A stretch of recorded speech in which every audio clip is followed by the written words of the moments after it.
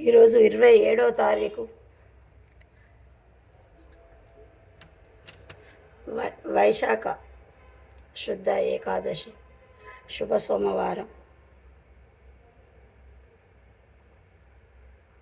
ఆ మహాదేవునికి నేను మనస్ఫూర్తిగా పూజ చేసుకున్నా.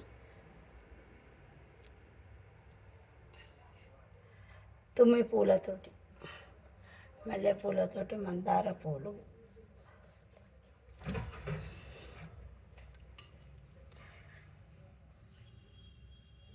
గులాబీ పువ్వు అమ్మవారికి.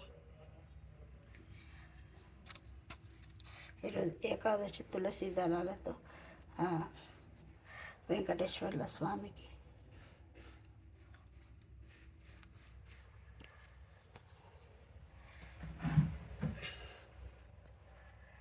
అన్ని పుష్పాలతోటి నేను మనస్ఫూర్తిగా పూజ చేసుకున్న. ఈరోజు వైశాఖ శుద్ధ ఏకాదశి సోమవారం రోజు రావడం చాలా అరుదుగా.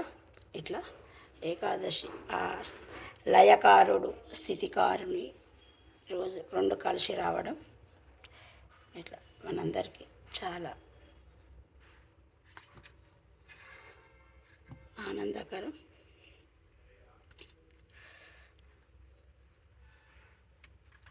ఆ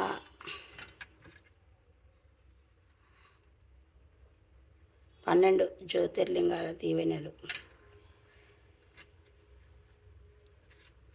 వెంకటేశ్వర్ల ఆశీస్సులు ప్రతి ఒక్కరికి ఉండాలి అని నేను మనస్ఫూర్తిగా కోరుకుంటూ,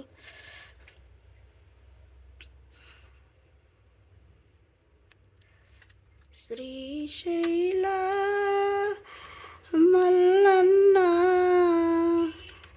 దైవమే నీవయ్యా, ఈ భ్రమరాంబికతో వెలసిన జంగమయ్యా. శ్రీశైల మల్లన్న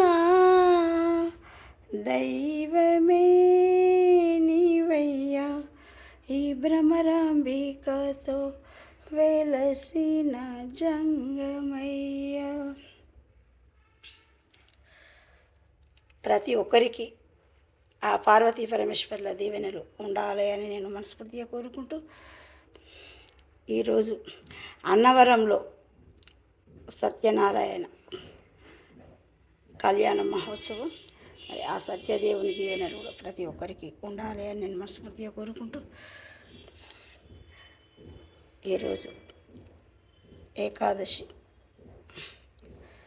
మోహిని ఏకాదశి శుభాకాంక్షలు. నిర్మల ఆమంచ.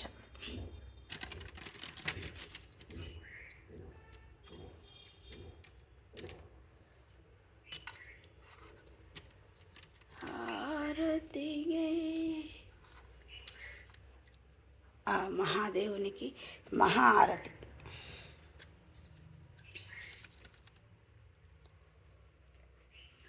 ప్రతి ఒక్కరూ ఆరోగ్యంగా ఉండాలి అని, ఆనందంగా ఉండాలి అని నేను మనస్ఫూర్తిగా కోరుకుంటూ, మరి ఆ దేవదేవుని దీవెనలు ప్రతి ఒక్కరికి ఉండాలి. మా కుటుంబంతో ప్రతి ఒక్క కుటుంబం ఆరోగ్యంగా ఉండాలి, ఆనందంగా ఉండాలి అని నేను మనస్ఫూర్తిగా కోరుకుంటూ, నిర్మల ఆమంచ.